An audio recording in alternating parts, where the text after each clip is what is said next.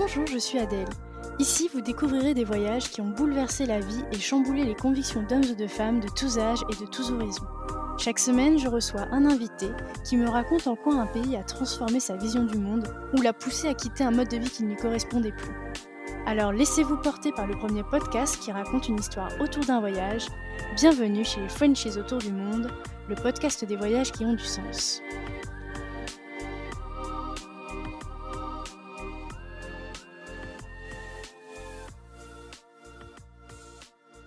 Si vous voulez suivre les coulisses du podcast et être informé des dernières nouveautés, n'hésitez pas à vous abonner au compte Instagram et au compte Facebook Frenchies autour du monde. Les liens sont directement dans la description de l'épisode. Le podcast est également diffusé toutes les semaines sur la web radio Allô la planète. Je vous souhaite une belle découverte sur allolaplanète.fr. Salut Laurine, salut Nico. Salut. Bienvenue dans le podcast. Bah écoute, merci à toi. Merci, merci pour l'invitation. C'est cool. Ça me fait super plaisir de vous inviter dans le podcast aujourd'hui, surtout qu'en plus, pour une fois, vous êtes tous les deux. Effectivement. Exactement, pour une fois on m'a invité. C'est qu'à chaque fois j'avais fait des podcasts, mais c'était que dédié à des femmes, donc là on est bien content de pouvoir s'exprimer tous les deux et d'aborder des sujets un petit peu plus sur le couple et tout, donc carrément cool. C'est vrai, c'est toujours chouette d'avoir les deux points de vue aussi quand on échange, je trouve. Ouais, c'est clair. Bah, ça fait plaisir aussi, ça me fait participer. Tu n'es pas laissé sur le banc de touche cette fois. Exactement, merci. Alors on va commencer par une petite présentation pour les auditeurs. Est-ce que vous pourriez nous donner votre prénom, votre âge, la ville où vous habitez, et puis nous dire en 2-3 mots ce que vous faites dans la vie? Bon, bah écoute, je commence du coup. Alors, donc moi c'est Laurine, donc Lolo, de la partie Lolo et Nico. Donc j'ai 28 ans. Et alors moi j'ai grandi pour le coup en région parisienne, dans le 77, et maintenant, donc depuis 2 ans, depuis qu'on est rentré de tour du monde, on habite à Thonon-les-Bains, donc en Haute-Savoie, au bord du lac Léman. Je te laisse te présenter. Au port de pêche. Exactement. Ouais, totalement. Et du coup, bah moi c'est Nico, donc moi j'ai 32 ans, je suis né à Bordeaux, et en fait on s'est rencontrés avec Lolo en région parisienne, et aujourd'hui on est, comme elle l'a dit, à Thonon. Et moi, je travaille en tant que community manager en freelance. C'est vrai que j'ai même pas dit. Voilà. Bah, pardon, j'ai loupé la partie métier parce que c'est vrai que voilà. J'ai même pas capté. Ouais, bah tu vois. Et moi, je suis ostéopathe. Ah, super. Et mais alors, j'aimerais bien qu'on remonte un petit peu déjà à l'origine de votre passion pour le voyage, chacun. Comment est-ce que ça vous est venu? Est-ce que c'est dans l'enfance, avec la famille, ou plus tard? Comment c'est? Ouais, bah alors moi pour le coup, c'est vrai que j'ai eu la chance de quand même pas mal voyager avec mes parents. Alors c'était jamais des destinations trop lointaines et pas du tout le même mode de voyage, mais voilà, de sortir du cadre de la France, de voyager beaucoup en Europe essentiellement. Donc je pense qu'il y a eu déjà un petit goût du voyage vis-à-vis de ça. Et après, je pense que ça s'est alors surtout développé dès qu'on s'est mis ensemble pour moi. J'avais fait un gros voyage entre guillemets avant, enfin un gros voyage qui pour moi était à l'époque un gros voyage où j'étais partie avec une amie pendant 3 semaines, un petit peu façon backpack, etc. Donc pour moi c'était un petit peu la grande première. Mais après réellement la passion du voyage et finalement la passion du voyage à deux avec Nico, elle s'est vraiment développée ensemble début, ouais. quoi. Puis après pour toi. Pour moi c'est un peu différent. Donc moi je suis d'origine portugaise. Et en fait, depuis que je suis tout petit, je passais mes étés au Portugal. Donc j'avais l'habitude, si tu veux, de partir un mois et demi avec mes parents, d'aller même chez mes grands-parents l'été quand c'était possible. Donc j'ai toujours eu l'habitude de bouger depuis que je suis tout petit. Ensuite, après mes études, j'ai fait un stage à l'étranger, donc je suis parti 6 mois à Dublin pour travailler mon anglais. Et donc en gros, j'ai toujours eu un petit peu la bougeotte, entre guillemets. Ouais, t'as toujours bougé. J'ai toujours un peu bougé. Et depuis que je suis tout petit, ouais, j'ai cette habitude-là de partir un petit peu. Et c'est vrai qu'après, le voyage en couple, comme elle a dit Lolo, dès qu'on s'est mis ensemble, on a fait notre premier voyage en République Dominicaine. Et on l'a fait un peu comme aujourd'hui, c'est-à-dire un peu à l'arrache. Et il nous est arrivé tellement d'aventures, on a tellement rigolé, on a tellement d'histoires à raconter sur ce premier voyage que finalement ça a fait naître un peu cette passion-là et le tour du monde est arrivé très vite dans nos têtes. C'est ça, ouais, on a dû faire 3-4 grosses destinations comme ça, en plus de petits city trips, tu vois, en Europe, dans des capitales et tout. Et donc évidemment, à ce moment-là, donc moi, pour revenir un petit peu, moi, à ce moment-là, je faisais mes études. Je travaillais à côté, évidemment, ce qui me permettait de mettre de côté, de subvenir aussi à mes besoins au quotidien. Mais on n'avait pas non plus énormément d'argent. Donc il fallait qu'on réussisse à voyager en ayant un petit budget, tu vois, grossièrement. Donc la seule solution, c'était de tout organiser par nous-mêmes, de faire avec un petit budget. Et en fait, on s'est aperçu qu'il était totalement possible de voyager en n'ayant pas de grands moyens, qu'en organisant tout soi-même et en faisant un petit peu au feeling, c'était totalement faisable. Et la preuve en est, c'est que, tu vois, moi j'étais en intérim, je bossais le week-end, pendant toutes les vacances, les jours fériés, etc. Donc mes salaires étaient hyper variables. Mais à côté de ça, on réussissait à économiser suffisamment au quotidien et à mettre de côté pour pouvoir se faire des beaux voyages, parce qu'honnêtement, on a fait des beaux voyages. On a fait, donc on était parti à l'époque en République dominicaine, on était parti en Tanzanie faire un safari et explorer aussi un peu les îles en Tanzanie. On était parti aux Philippines. Enfin voilà, on avait fait plusieurs destinations comme ça, donc qui sont pas non plus, tu vois, dans la tête des gens, des destinations qui sont pas chères, quoi. Oui, c'est vrai, complètement. Donc voilà. Et quel type de voyageur vous êtes quand vous partez? J'imagine que ça évolue aussi avec les années. Ah oui, complètement. Je pense que tu vois, si on remet ça il y a 6-7 ans, quand on partait, évidemment, après on partait aussi sur 2-3 semaines. Donc tout était un petit peu carré, tu vois. C'est pas le même type de voyage. C'était plus avant, on aurait dit plutôt que c'était des vacances. C'est ça. Plutôt ça. Et maintenant, c'est vrai on part plus l'esprit tranquille et plus avec le sac à dos et on a plus l'habitude de bouger rapidement et de changer d'hôtel. En fait, c'est simple, c'est que maintenant, on achète un billet d'avion. Et on fait tout sur place. Et c'est tout, on fait tout sur place. Donc ça demande beaucoup moins d'organisation. C'est un prototel. Exactement. Donc là, typiquement, tu vois, on était, ça fait 2 mois maintenant qu'on est rentré des Philippines, où on y a passé presque 2 mois. On avait littéralement rien à part notre billet d'avion, quoi. On est arrivé sur place, et en plus, on a eu raison, puisque notre avion a eu du retard, on a eu un jour de retard, etc. Ouais. Donc, encore une fois, tu vois, on ne prévoit plus rien, parce qu'on sait à quel point le voyage, ça peut être... Ça peut être stressant aussi, hein, quand si tu prévois tout, là, tu vois, on n'a pas de stress, puisqu'on prévoit rien. Donc c'est assez simple. En fait, maintenant, on est paré à l'aventure et aux surprises. C'est ça. Et donc, aujourd'hui, on va faire un petit focus sur votre woofing en Polynésie française, puisque vous y êtes resté quasiment 1 an, et c'était en même temps dans votre tour du monde. Alors peut-être que vous pourriez justement nous réexpliquer un peu le contexte de ce dont on va parler aujourd'hui finalement. Ouais, bien sûr. Du coup, effectivement, donc à la base, on était parti fin 2019 pour faire un tour du monde qui devait durer 1 an. Donc évidemment, quand on avait prévu tout ça, on n'avait pas du tout prévu qu'il y ait le Covid qui vienne un peu chambouler tous nos plans. Donc à l'époque... Et d'ailleurs, c'était un rêve pour vous de partir en tour du monde? C'était quelque chose dont vous parliez depuis déjà longtemps, ou comment c'est venu? Non, pas depuis longtemps finalement. On avait toujours voulu un peu s'expatrier ou aller vivre un petit peu ailleurs quelque temps, mais l'idée du tour du monde, elle est venue assez tardivement, et justement pendant un voyage aux Philippines, où on a rencontré un couple qui était en tour du monde. Et c'est grâce à eux un peu que l'idée a émergé dans nos têtes, quoi. Et c'est venu à peu près, peut-être, 1 an et demi avant, donc à partir de là, on s'est dit, ils nous ont vraiment inspirés, et puis on s'est dit, ok, en fait, c'est totalement possible, et on va tout faire pour, donc c'est un peu de là qu'est venue l'idée. De là, on a économisé un maximum, on a vendu tout ce qu'on avait, on a concrètement quitté toute notre vie en France, pour cette fameuse année de tour du monde, quoi. Et donc, par rapport à la Polynésie, donc pour retracer un petit peu, c'est qu'on est parti fin décembre 2019, donc l'idée, c'était déjà de passer 7 mois en Asie. Ce qu'on a fait, sauf qu'à partir du 4e mois, on a été bloqué justement au Laos à cause du Covid. Donc on a passé 4 mois au Laos, c'est ça. Et donc au bout du bout, on n'a pas eu le choix que de rentrer, puisqu'à ce moment-là, toutes les frontières étaient fermées. Donc on a dû rentrer. On est rentré en France, on a retravaillé un petit peu pour mettre de côté. Et c'est vrai que sur notre itinéraire initial de tour du monde, il y avait la Polynésie, qui était un rêve quand même depuis longtemps. Ouais, c'était un peu le goal de ce tour du monde. On s'était mis un pays en commun, et on s'était dit, c'est soit la Polynésie, soit la Nouvelle-Zélande. On avait fini par trancher, on s'est dit, vas-y, il faut qu'on aille en Polynésie, c'est notre rêve. Et finalement, on a réussi à y aller, puisque du coup...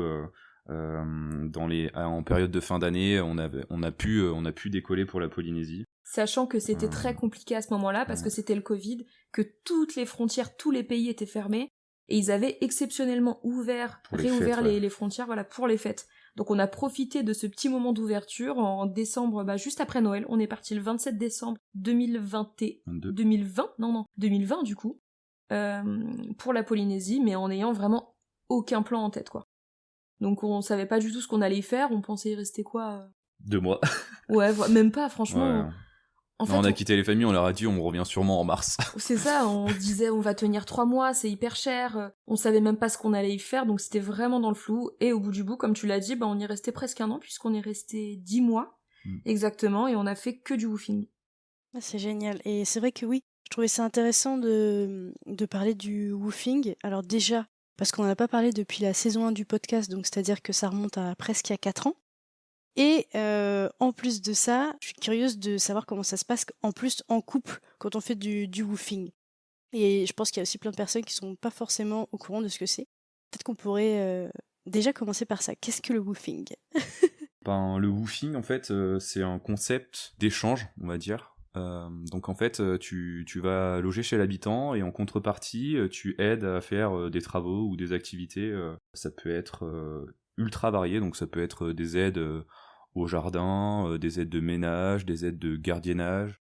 Ça vraiment, ça touche à tout, hein. Donc ça, c'est les termes de la mission, ils sont à discuter et à verrouiller avant de faire un woofing. Comme ça, tu sais à quoi t'attendre. Et ensuite, voilà, c'est vraiment un procédé d'échange entre les gens qui t'accueillent et toi qui viens les aider. Voilà. Ok, ouais. Et vous arrivez donc en Polynésie. Le but, c'était juste de pouvoir choper cette fenêtre où c'est ouvert finalement. Et vous êtes en mode, on va voir quoi, on va voir ce qu'on fait, c'est ça? Ah ouais, Ah oui, on vraiment. avait vraiment aucun plan, hein. Quand on est arrivé en Polynésie, la seule chose qu'on avait de sûr, c'était qu'on avait réussi à trouver un couchsurfing pendant 3 jours. Donc là, c'est différent encore du woofing, c'est vraiment quelqu'un qui t'accueille gracieusement chez lui pendant 3 jours. En général, c'est des très courtes durées, c'est vraiment pour te permettre de trouver d'autres plans une fois que t'es sur place. Et en fait, quand on a commencé ce couchsurfing, on s'est très très bien entendu avec la personne. Et au lieu de rester 3 jours, on est resté 1 mois chez lui à discuter de plein de Ah choses. oui, C'est On devenu s'est un trouvé ami, quoi. énormément de points communs. On a fait beaucoup de choses avec lui. On l'a un peu aidé aussi dans son taf et tout. Et finalement, ouais, c'est devenu vraiment un pote. Et c'est un peu cette rencontre-là qui va nous ouvrir des possibilités de woofing derrière, quoi. Et donc vous aviez déjà entendu parler du woofing avant? Oui, on avait déjà entendu parler du woofing. Déjà, quand on était en Asie, on était inscrit sur le site qui s'appelle Workaway. Donc c'est pas le site woofing officiel, mais c'est un autre site et c'est exactement le même principe, c'est-à-dire que c'est des petites missions. Il y en a un peu partout dans le monde. Et donc on était inscrit sur ce site-là. On avait fait une semaine de, je sais pas si on peut appeler ça du woofing, C'était c'était plus plus volontariat, ouais. du volontariat, du bénévolat, mais c'était au Myanmar, en Birmanie. Donc c'était différent, mais on connaissait déjà le concept. Et l'idée, comme on savait que la Polynésie c'était un endroit qui était assez cher où tu dépenses énormément, l'idée c'était d'arriver à un moment donné de trouver du woofing ou de trouver des missions de workaway pour pouvoir rester un petit peu plus longtemps, mais jamais on se serait douté qu'on y resterait 10 mois, quoi. Ouais, c'est ça. Et donc finalement, vous avez fait quel genre de mission? On a fait énormément de choses, ça a été ultra varié. Et pour le coup, on a appris plein de choses. On s'est retrouvés à faire les nounous, un peu. Donc on a gardé des enfants. On a fait de la culture, de l'agriculture. Donc on a travaillé dans les terres, on a planté des ananas, des fruits, on a défriché des parcelles de terrain. On a fait de la maçonnerie. On a fait du ménage. Ah oui, carrément. On a gardé des maisons. On a gardé des maisons avec les chats, les chiens et des poules. En fait, vraiment, je pense on a tout fait dans le sens large du terme. C'est que on a aidé aussi sur une construction, la mise en place d'un camping. Enfin, on a fait énormément de choses, du bricolage, plein de choses. Mais dont des choses très physiques. Enfin voilà, c'était pas des vacances, hein. Ouais. On a tendance à idéaliser le truc. Ah ouais, ils sont partis faire du woofing en Polynésie. C'était, alors bien sûr, le cadre est incroyable, etc. Mais le woofing, ça reste du travail, c'est-à-dire qu'en partant 3 semaines en Polynésie, faut pas vouloir faire du woofing. Non. Parce que déjà, les missions, ce sont souvent... En général, c'est au moins 15 jours. Au moins 15 jours, 3 semaines. Nous, souvent, on restait 1 mois à chaque fois, quoi. C'est ça, et puis il y a quand même des horaires. C'est ça, et puis à la fin de la journée, t'es vraiment KO, hein. C'est un peu comme si t'avais travaillé, t'es fatigué, quoi. C'est ça. Ouais, je comprends. T'y vas pas juste pour te tourner les pouces. C'est vraiment l'idée, c'est vraiment de les aider et de les faire avancer dans leur projet, hein. Donc là, vous disiez que vous, voilà, c'était le goal d'aller en Polynésie française et finalement, quand vous arrivez, est-ce que c'est le coup de cœur tout de suite, genre vraiment l'évidence c'est quoi votre état d'esprit finalement? Mais alors oui et non. Ouais, Enfin, c'est venu plus au fil du Ouais. temps je après. pense que c'est venu vraiment au fil du temps parce qu'après, nous, on est arrivé à Tahiti. Si tu veux, quand tu arrives, Ouais. quand t'arrives de l'étranger, t'arrives directement à Tahiti et c'est là-bas qu'on a passé Ouais, un mois chez cette fameuse personne chez qui de base on devait rester 3 jours. Tahiti, c'est une île incroyable, mais si tu veux, c'est pas l'île la plus incroyable de Polynésie, dans le sens où quand t'entends Tahiti, tu vois le lagon, les cocotiers, etc. À Tahiti, c'est quand même une grande île. Euh, Toute la partie où il y a beaucoup d'habitations, c'est quand même très développé et Ouais, c'est visuellement, moins, ça s'apparente quand même à une ville un peu lambda que. c'est moins authentique, on va dire. Il y a moins Ouais. cet esprit-là de la Polynésie, c'est plus l'île du business où c'est une île qui est ultra dynamique et économiquement c'est un peu le poumon de la Polynésie, Tahiti.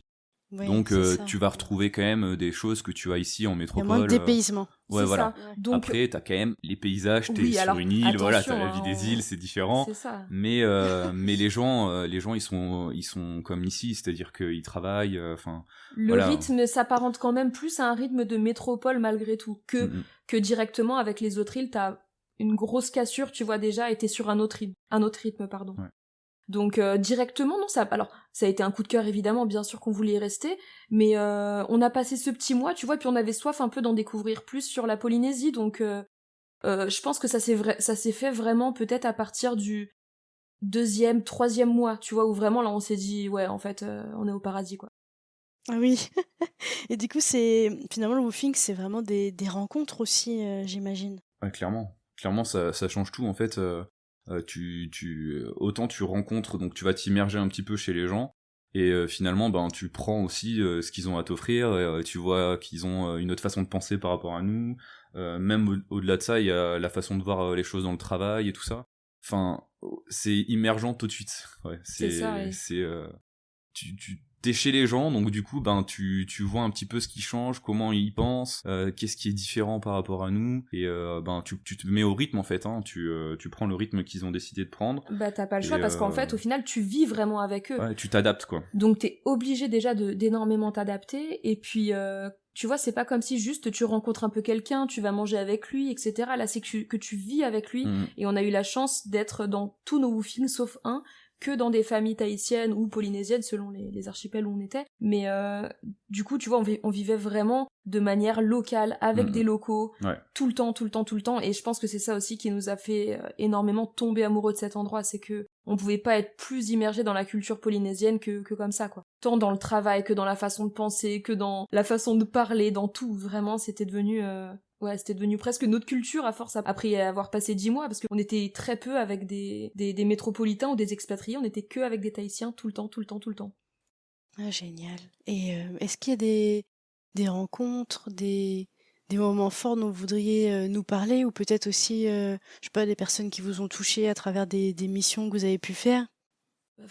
C'est hyper délicat. C'est compliqué de réfléchir à ça parce que les 10 mois ont été tellement intenses, mais littéralement tout le temps, que ce soit au niveau des rencontres, au niveau des activités, au niveau de ce qu'on a pu voir, que de dire un moment c'est compliqué. Après, il y a quand même une période qui nous a marqué tous les deux, c'est quand on était sur l'île donc c'est un atoll qui s'appelle Tikeo, et on a passé 1 mois et demi là-bas en tout, et c'est difficile à expliquer, mais c'est vraiment peut-être la mission en woofing, enfin même si on peut même plus appeler ça une mission, mais c'est peut-être la partie de notre voyage qui nous a marqué. Je sais pas, tant dans les rencontres que dans l'expérience, que dans l'intensité du truc et tout, c'était très particulier. Et il y a aussi la durée qui était un petit peu plus longue et du coup on s'est vraiment, c'est comme si on vivait là-bas limite. Tu sais, c'est comme si on avait posé nos affaires là-bas et que bah du coup on était un peu chez nous. Donc on avait vraiment ce sentiment d'être à la maison, d'être complètement déconnecté parce que si un atoll c'est vraiment différent des îles qu'il y a autour de Tahiti, c'est que il y a pas grand chose quoi, t'es vraiment t'es déconnecté total. et et on a fait énormément de rencontres parce que du coup la mission c'était sur un camping, donc on accueillait aussi des gens et on les aidait à développer ça aussi, donc on s'occupait de plein de choses sur Tikeo. Et on était hyper libre dans notre créativité parce qu'il y avait littéralement tout à faire, parce que le camping et / glamping exactement était pas du tout créé, donc il y avait tout à faire. Ouais, c'était un On projet était très qui libre dans démarrait notre de zéro. créativité. Et puis bon, au-delà de ça, l'hôte qui justement montait ce camping est devenu une amie. Enfin, c'était au-delà juste d'être la personne qui nous accueillait, c'est vraiment devenu quelqu'un cher à notre cœur. Donc tu vois, il y avait tout ça qui se mélangeait. La vie était très simple. C'est ça qui est fou, c'est qu'en fait, ça fait partie des meilleurs moments de notre vie. Alors que dans cet endroit, c'est bête, mais il y avait pas l'eau courante. Alors il y avait l'électricité, mais que à la maison. Mais on dormait dans des comme c'était Des quoi tipis, comme des ben c'est ça, tipis ça en faisait bois. comme des tipis en bois. Pour aller se doucher, fallait aller puiser l'eau dans un espèce de puits, c'était de l'eau saumâtre. Donc tu vois, c'était une vie qui était tellement simple. On avait littéralement rien, et pourtant on était les plus heureux. Et tu vois, c'est des fois on se remémore un petit peu ces moments et on se dit mais en fait, tu vois, comme quoi des fois il suffit de pas grand chose et pour être bien, quoi, tu vois. Ouais, Tikeo, Ouais, je c'était comprends incroyable. complètement. Après, les autres moments, ils étaient bien aussi. Enfin, Ah oui. on a appris tellement de choses, en fait, si tu veux, que ce soit le faapu, donc ça, c'est ce qu'ils appellent un peu l'agriculture, le jardin, tu sais, planter les arbres fruitiers, planter des ananas, Récolter, récolter des... entretenir. Ouais, voilà, tous ces trucs-là, c'est des choses que nous, on n'a pas du tout l'habitude de faire ici en France, et qu'au final, on a appris sur le tas, et c'était hyper intéressant de partager le rapport que les Polynésiens, ils ont avec leur terre, avec la nature et tout ça. C'est hyper fort, hyper puissant. Je sais pas trop comment te l'expliquer comme ça, mais c'est hyper prenant, en fait. Ça te prend aux tripes, et tu deviens passionné de ça. Sur le moment, t'as l'impression de déconnecter complètement, de venir d'une autre planète, quoi. C'est assez incroyable. Après, comme on l'a dit, hein, Et peut-être qu'on pourrait parler. Oui, c'est très... vas-y. comme on l'a dit avant, c'est très physique aussi, hein. T'as des journées où t'enchaînes, tu te lèves très tôt le matin, tu bosses, bosser dans la terre, Fatigant. c'est fatigant, t'arrives le soir, t'es rincé, quoi. Tu vas te coucher, tu recommences le lendemain. Donc ça peut Ouais, ça peut être aussi quelque chose que certaines personnes ne sont pas préparées à ça aussi, tu vois. Faut pas que idéaliser la chose dans le sens où ça reste du travail malgré tout, et c'est pas juste 1 heure de taf par jour en échange d'être logé, nourri et de vivre sa best life à côté, quoi. Faut réellement s'investir et en échange de ce que la personne a à t'offrir, mais c'est réellement un investissement physique et dans ta journée, donc voilà, faut pas non plus trop idéaliser la chose, c'est génial, mais faut être prêt à s'investir et avoir du temps surtout. C'est ça. Et du coup, on peut peut-être parler des points positifs et négatifs du woofing. Ouais, carrément. Positif, ça rejoint un peu tout ce que t'as dit déjà, quoi. Ouais, positif. Ouais, Oui, ça déjà, ça c'est ce que vous avez dit, ouais. C'est ça, Donc peut-être dire plutôt, ouais. Je pense que, ouais, positif, là, on en a plus que fait l'éloge. Après, Oui, négatif. oui. Alors, nous, on a eu une mauvaise expérience. C'était la toute première, d'ailleurs. C'est le tout premier woofing qu'on a fait à Montréal. Et c'est le seul woofing. C'est quand vous étiez encore novice. C'est un peu ça. Et c'est d'ailleurs le seul woofing qu'on avait trouvé sur la plateforme Workaway. Et c'est le seul woofing chez qui on était, où on était chez des expatriés, c'est-à-dire entre guillemets, des Français qui venaient de métropole, qui étaient expatriés en Polynésie depuis quelques années. Et c'est le seul woofing qui s'est mal passé. Donc au niveau il y avait plein de choses qui n'allaient pas au niveau du respect, il y avait pas trop de respect, il y avait des choses, ce serait très très long à expliquer, mais bref, au final, ça s'est pas hyper bien passé.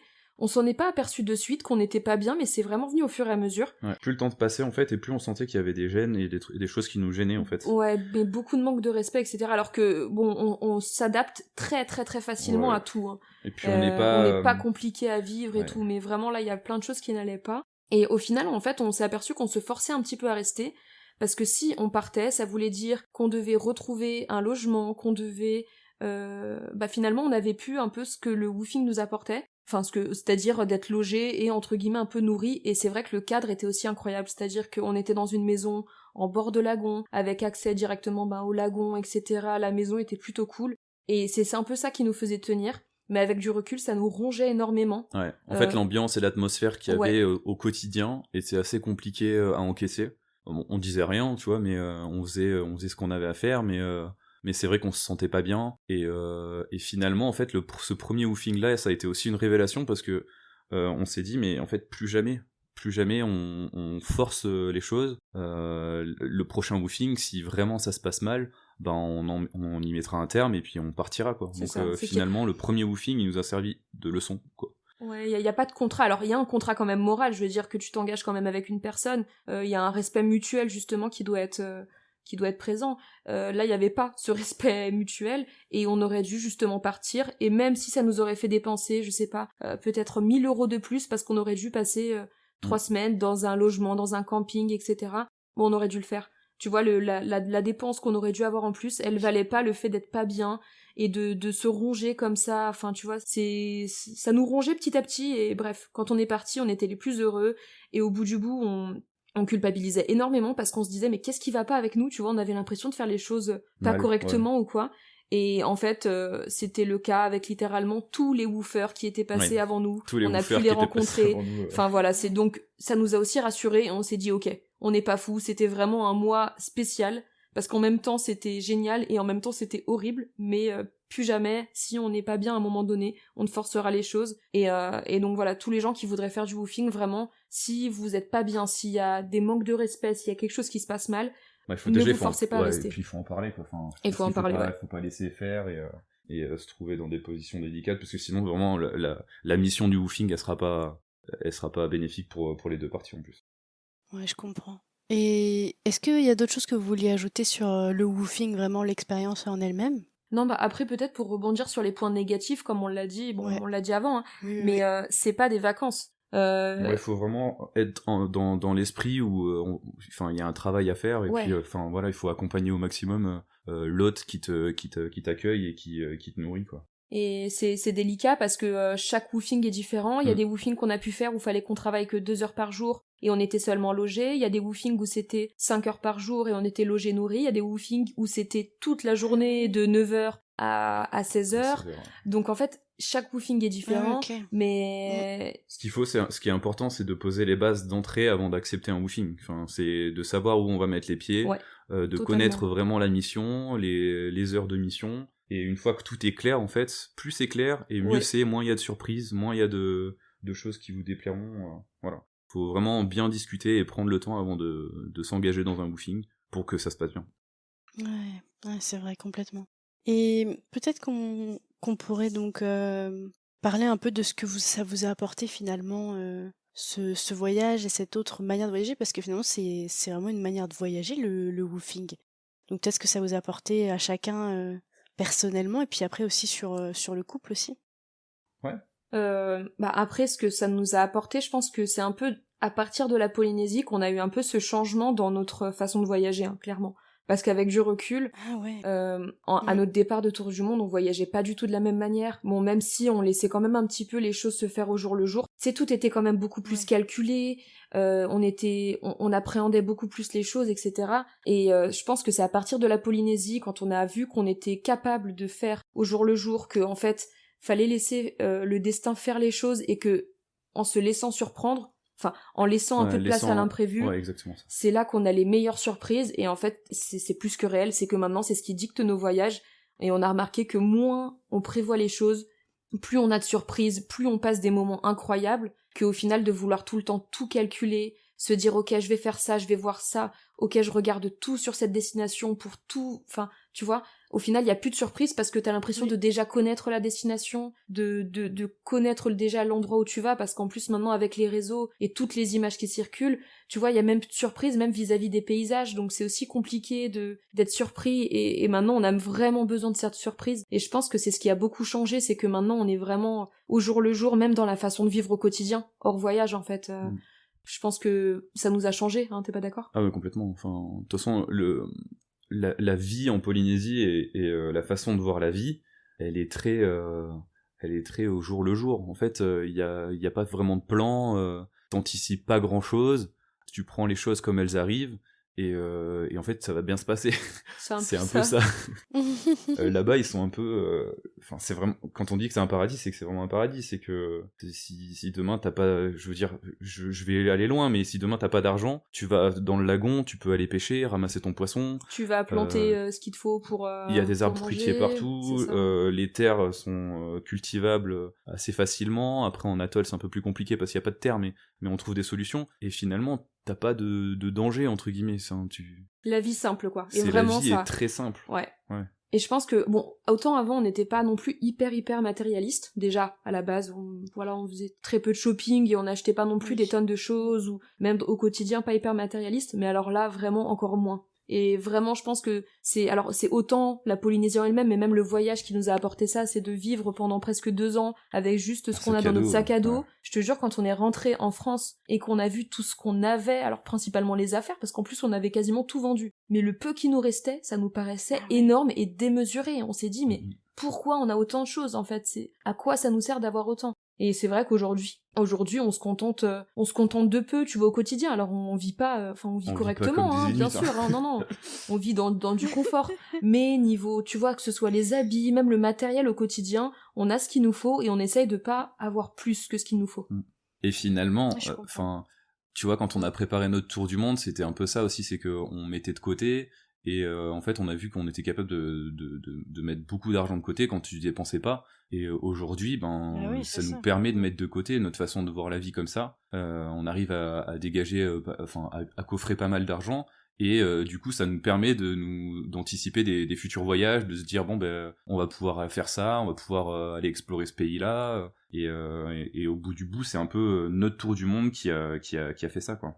Puis c'est encore plus motivant puisque, en fait, quand on sait maintenant, alors c'est énorme, tu vois, par exemple, pour le tour du monde, on s'était fixé 15 000 euros par personne. Donc on avait déjà un petit peu d'argent de côté, on a tout vendu, etc. Mais du coup, maintenant qu'on sait Ce qu'on est ce capable qu'on de faire est avec ça. capable de Ouais. faire avec cet argent-là, et ce qu'on peut vivre avec cet argent-là, c'est encore plus motivant au quotidien de se dire ok bon ben là je vais pas me faire un resto toutes les semaines, on se fait un resto tous les 3 mois où tu vois on essaye un peu de faire attention à nos dépenses parce qu'on sait derrière que l'argent qu'on économise Il va nous servir à il faire. va nous servir et ce qu'on va pouvoir vivre avec cet argent c'est juste incroyable. Donc au quotidien c'est vrai que c'est plus simple maintenant parce qu'on sait ce qu'on va vivre derrière quoi, entre grandes guillemets, on le sait jamais mais on sait ce que ça peut nous apporter. Ouais, vous avez une meilleure vision de ce que ça représente finalement cet argent mis de côté. Ouais. Voilà, en tout cas par rapport à ce que nous on aime. Encore une fois, chacun a ses hobbies, etc.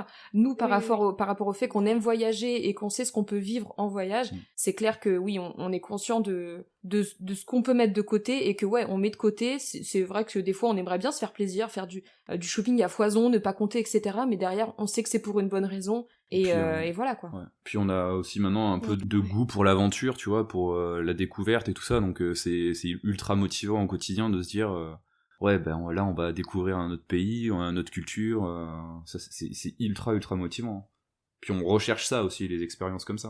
Donc vous avez toujours un projet voyage à chaque fois que vous rentrez finalement? Oui et Ouais. non. Tu vois, par exemple, quand on est rentré parce qu'après la Polynésie, on a été au Mexique, parce que, à un moment donné, on n'avait plus de sous. Donc, fallait rentrer pour voyager. En tout cas, on n'avait plus de sous dédiés au voyage. On avait des économies, mais fallait bien qu'on rentre. Ça faisait presque 2 ans qu'on était partis. Donc, quand on est rentré, on n'avait plus dans les médias de projet voyage.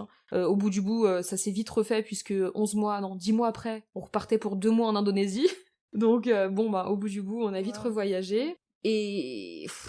Oui, tu sais, en fait, le monde est tellement grand, tellement vaste, il y a tellement de choses à découvrir que des idées de voyage et d'endroits à aller découvrir, on n'en manque pas. Après, ce qu'il faut, c'est l'argent, les économies Mais pour, c'est ça.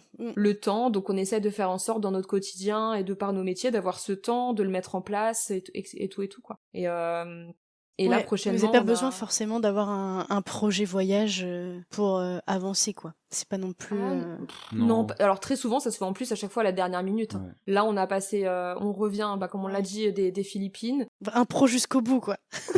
Franchement, c'est un peu ça. On s'est décidé 4 mois avant. On a pris nos billets en juillet, et puis on a dû un peu émerger l'idée, faire en sorte qu'avec nos travails, ce soit possible. Peut-être 4-5 mois avant. Donc, c'est tout fait. Ça se fait souvent sur un coup de tête où on parle de quelque chose et on se dit mais pourquoi on n'irait pas là-bas et tout.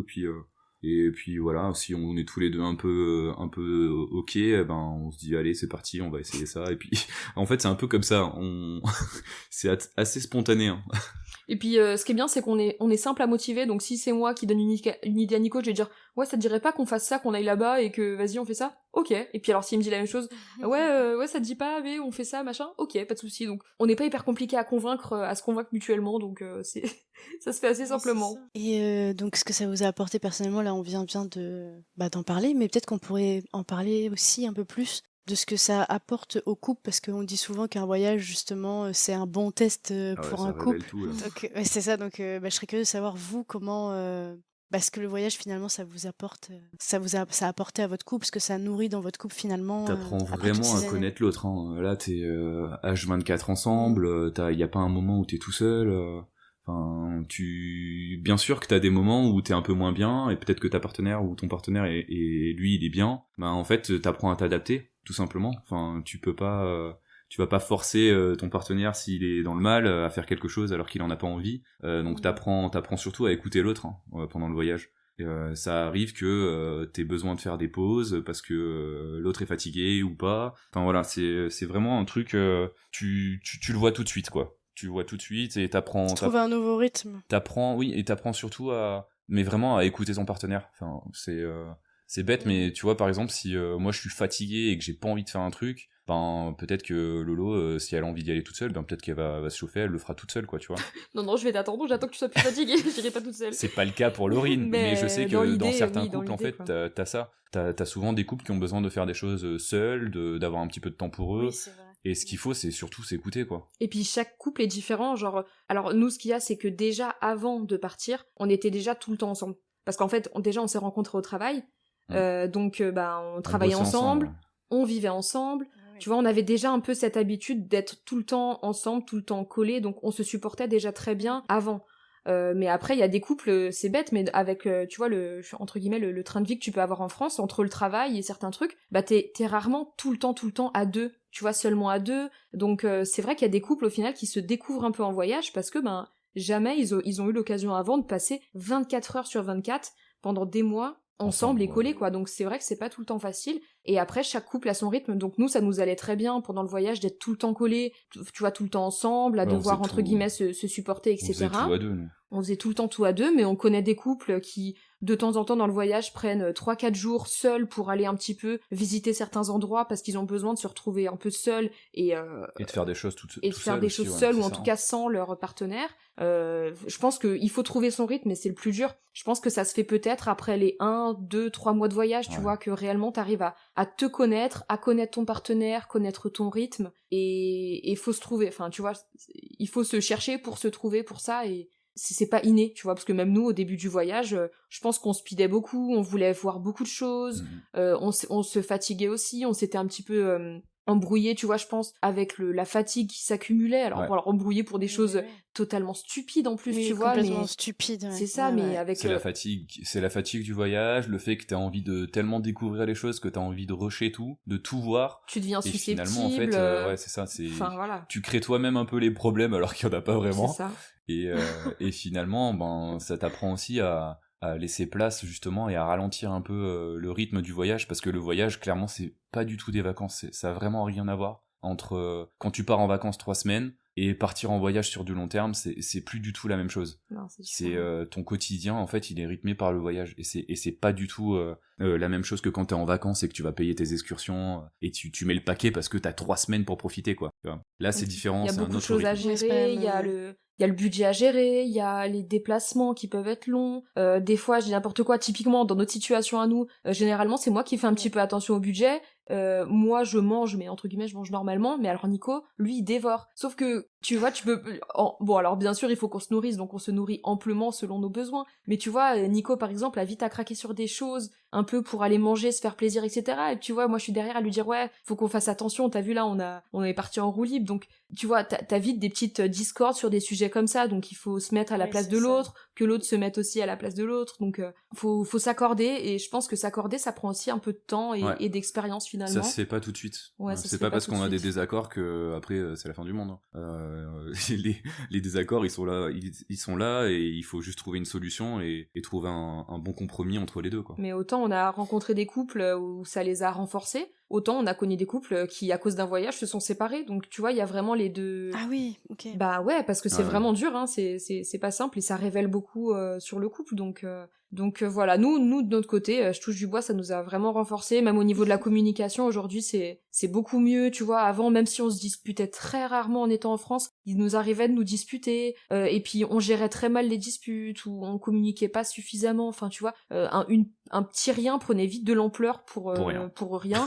Et aujourd'hui, mais quasiment plus du tout. Autant là, on se dispute, mais très très, en fait, quasiment jamais d'ailleurs. Et le peu de fois qu'on se dispute, bon, on arrive beaucoup mieux à communiquer. Et en fait, on arrive moins à des disputes parce que justement, on communique déjà avant et on se connaît beaucoup plus, Ouais. donc on Là, se on gère. sent tout de suite s'il y a un truc qui Qui va chagrine l'autre, on pas le voit et direct. ouais, c'est oui.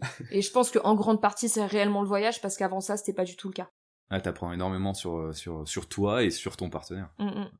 Ouais, c'est vrai. Puis il y en a plusieurs aussi qui me disaient, de toute façon, t'es parti à 2 en voyage, donc tu peux pas rester à bouder Ah non, 3 c'est ou 4 clair, jours, c'est quoi. clair, tu peux pas. T'es obligé de crever l'abcès rapidement Bah parce que oui, en sinon fait, ça, plus c'est tu une fais durer, catastrophe. plus c'est horrible. Ouais, c'est ça. Et c'est horrible pour les deux, quoi. Surtout quand initialement, t'es pas hyper bon dans le fait de communiquer, dans le fait d'échanger quand ça va pas et tout, quoi. De toute façon, tu le vois direct. Et ça nous est arrivé 1 ou 2 fois où pendant genre 2 jours, je crois, on s'était pas parlé. Bon, bah ça nous a servi de leçon. Enfin, tu vois, c'est... Puis avec du recul, c'était tellement stupide. Ouais.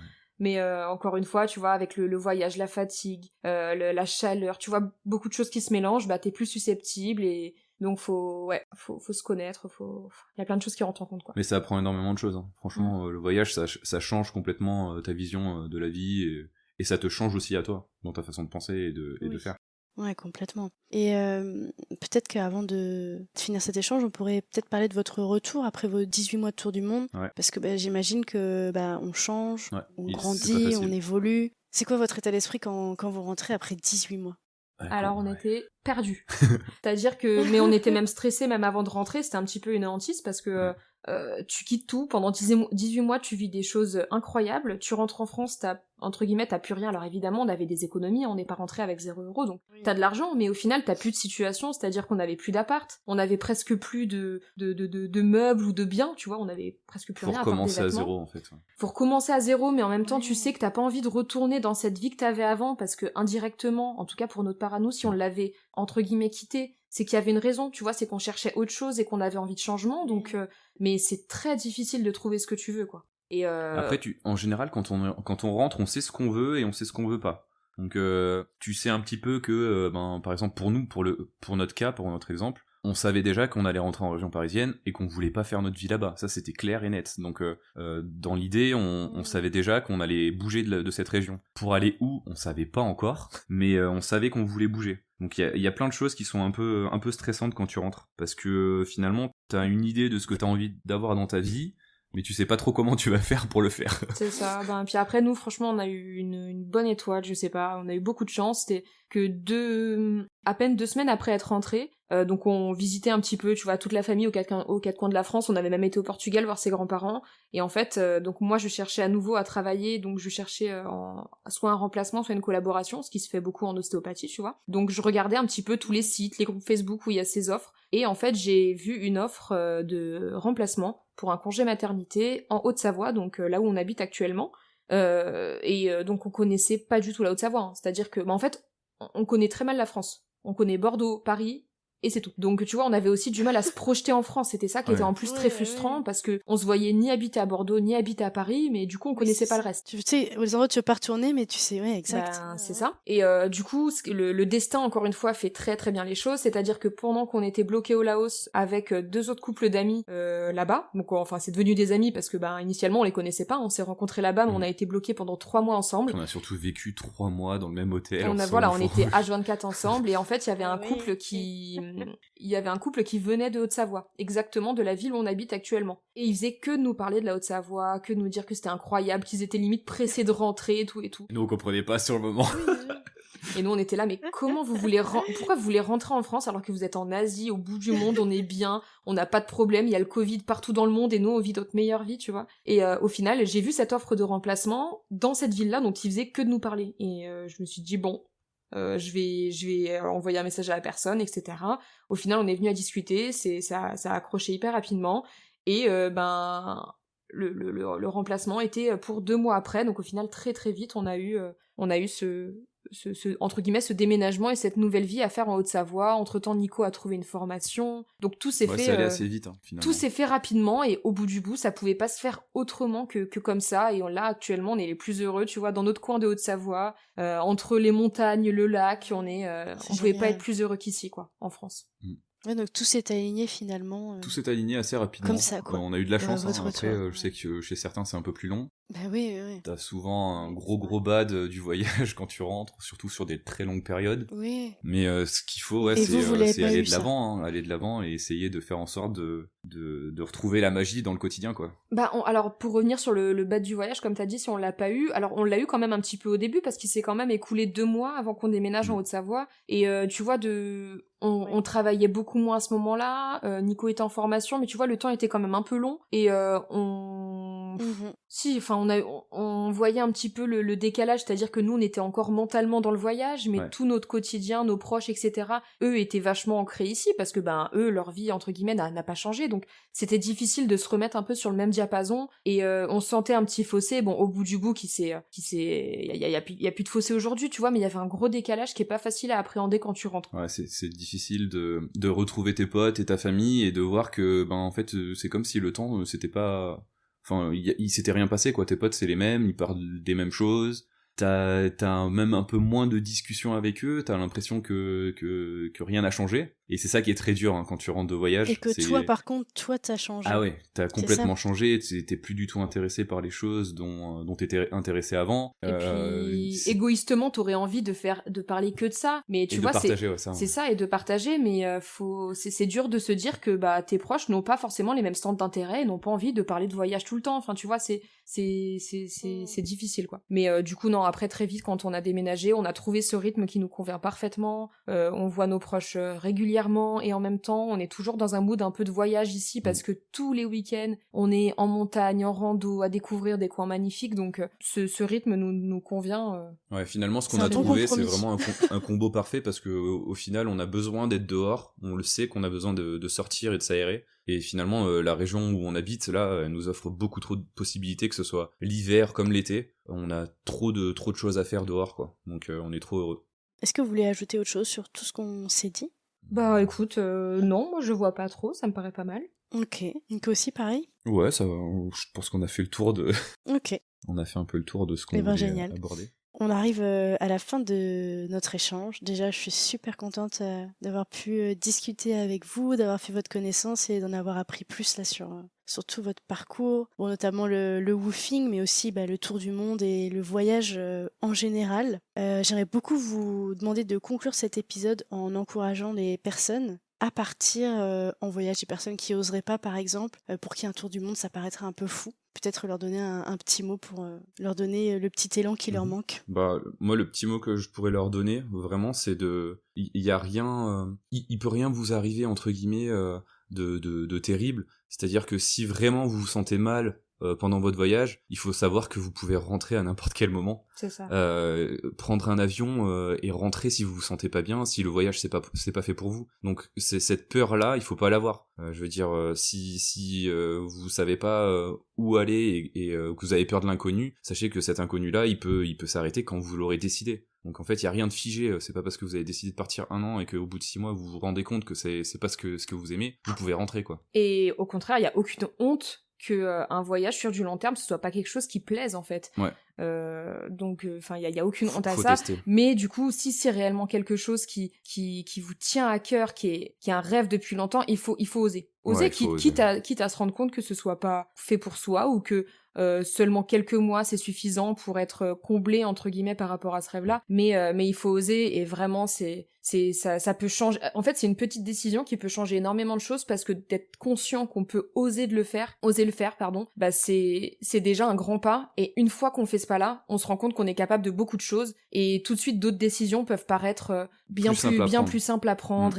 Et voilà, on est conscient de ce qu'il est possible de faire, qu'on peut profiter de sa vie, qu'on peut faire ses propres choix, que voilà, en fait, on est le maître finalement de ses choix, de sa vie, de son destin. Et La vie passe très vite, donc ouais, il faut pas avoir de regrets, il faut C'est ça, essayer nous, des choses, même si on se casse la gueule, c'est pas grave, il y a rien de... ah non, Enfin, je veux dire, totalement, ça va pas... Puis on apprend de ses erreurs, mais il faut oser. Et encore une fois, enfin, cette phrase, on l'a dit tout le temps, mais elle est tellement réelle. Et puis elle marche dans le voyage, mais même sur des décisions du quotidien. C'est que c'est dans l'imprévu vraiment qu'il y a les meilleures surprises. Donc plus vous laissez de place à l'imprévu, plus vous faites confiance, et vous faites confiance au destin, plus vous allez être surpris, mais dans le bon côté des choses. Alors il peut aussi avoir des mauvaises surprises, mais ça fait partie de la vie et on apprend de ces mauvaises T'apprends à les surprises-là gérer, de toute aussi, façon. quoi. Donc vraiment, faut complètement. laisser aussi un petit peu de place à l'imprévu et c'est rare dans le quotidien un petit peu lambda qu'on peut avoir en France ou dans les pays un petit peu comme le nôtre où on travaille, où on a 5 semaines de congé, où tu vois toute la vie est un petit peu dictée, de laisser cette place à l'imprévu, donc ça fait du bien de temps en temps de souffler, et je pense qu'une fois qu'on connaît ça, c'est difficile de un peu faire machine arrière et de... Ça t'apprend se mettre aussi dans que tout ça, rien quoi. n'est figé, finalement. Rien n'est figé, tout peut changer. Tout peut changer très vite. Oui, tout peut tellement changer vite, donc t'es jamais à l'abri de quoi que ce soit, donc Mm. autant en profiter, quoi. Eh ben, merci beaucoup. Enfin, moi, c'était cool, merci Avec à toi de plaisir. nous avoir reçus, hein, c'était un plaisir. Pour une fois d'être à 2, en plus. Oui, génial. Je suis super contente de vous avoir eu tous les deux. Cool. Merci à vous. À bientôt. Oui, Merci, à à bientôt, bientôt. bonne journée.